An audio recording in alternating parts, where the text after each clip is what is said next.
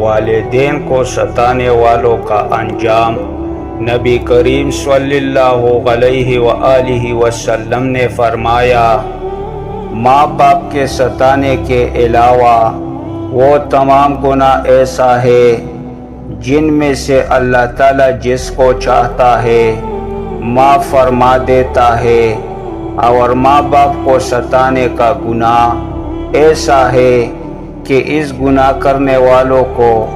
اللہ تعالیٰ موت سے پہلے دنیا والی زندگی ہی میں سزا دیتی ہے۔ رسول اللہ صلی اللہ علیہ وآلہ وسلم نے ارشاد فرمایا،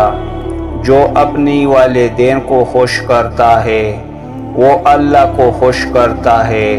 اور جو آدمی اپنی والدین کو ناراض کرتا ہے وہ اللہ کو ناراض کرتا ہے۔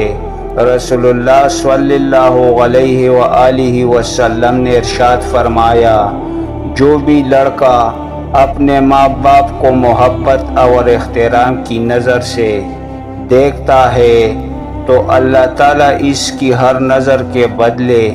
ایک نفلی مقبول حج کا ثواب دیتا ہے۔